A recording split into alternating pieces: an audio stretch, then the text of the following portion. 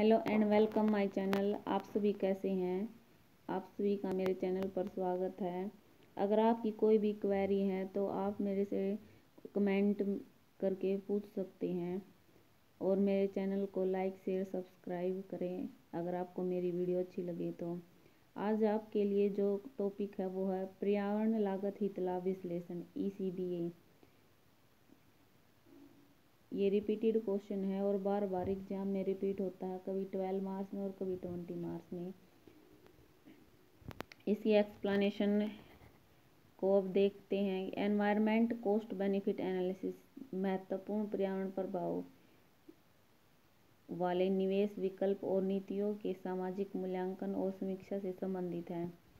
पर्यावरण संरक्षण संस्थाएं हैं वो प्राय ECBA द्वारा ही जो राजमार्ग निर्माण जैसे आर्थिक क्रियाकलाप के पर्यावरण प्रभाव की समीक्षा करती हैं कि जो भी वो कार्य करती हैं कि उससे पर्यावरण को कोई नुकसान तो नहीं होगा। लागत हित लाभ विश्लेषण में जो क्रियाकलाप के सभी प्रभाव परिणामों की दीर्घकालिक सामाजिक समीक्षा की जाती है। जो लागत हित लाभ विश्लेषण है कि जो मनुष्य है उसके हित के लिए जो विश्लेषण है वो किया जाता है कि जो पर्यावरण प्रभाव है उनकी दीर्घकाल में जो उनकी समीक्षा की जाती है कि दीर्घकाल में इसका जो क्रियाकलाप है मनुष्य के उनसे इस पर्यावरण पर क्या प्रभाव पड़ेगा। क्रियाकलापों के जो पर्यावरण प्रभाव हैं सकारात्मक भी हो सकते हैं और नकारात्मक भी और भयावह के रूप में हो सकते हैं।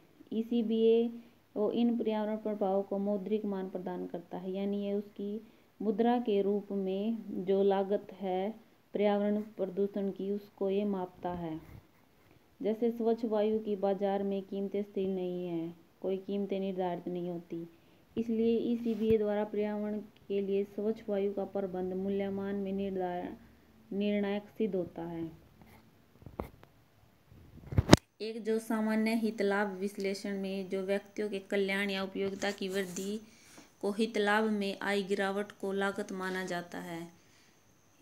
जैसे कोई भी मनुष्य का क्रियाकलाप है उससे जो व्यक्ति के लाभ में हित जो उसके हित में स्वास्थ्य में जो भी कमी आई है उसको लागत के रूप में माना जाता है। उसकी जो गिरावट है उसको लागत के रूप में जो ECBA द्वारा माना जाता है। यदि सामाजिक हित लाभ का मान सामाजिक लागतों से अधिक है तो क्रियाकलाप स्वीकार कर लिए जाते हैं। जैसे सामाजिक हित लाभ मान ज़्यादा है और सामाजिक लागत से अधिक हैं तो जो क्रियाकलाप हैं उनको स्वीकार कर लिया जाता है ECBA द्वारा। और हित लाभों का आकलन समाज के विभिन्न वर्गों में उनके द्वारा उन लाभों हेतु भुगतान की तत्परता के योग से होता है।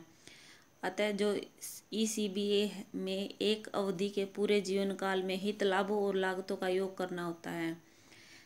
एक ECBA की सफलता और विश्वसनीयता क्रियाकलापों के पर्यावरण तंत्र पर पड़े प्रभाव के मौद्रिक मूल्यमान पर ही निर्भर रहती है। अब इसकी जो सीमाएं हैं, कई बार जो पर्यावरण क्षति है वो इतनी ज़्यादा हो जाती है कि उसको वापस से भर पाना उसकी भरपाई करना बहुत ही कठिन होता है और हो भी नहीं पाती।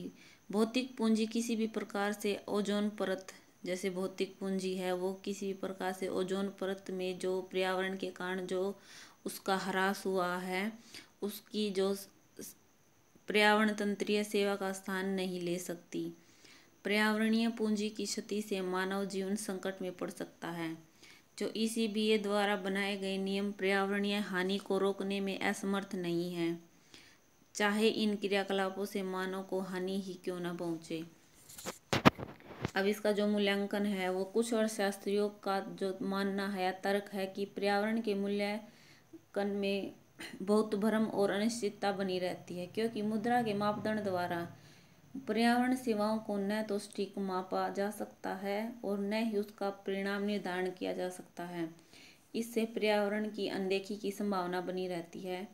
ये आपका क्वेश्चन था ECBA की व्याख्या, ये रिपीट होता है बार बार क्वेश्चन एग्ज़ाम में। अगर आपको मेरी वीडियो अच्छी लगे तो इसे लाइक शेयर सब्सक्राइब करें और अपने जो पेपर है उसकी तैयारी जारी रखें और थैंक यू।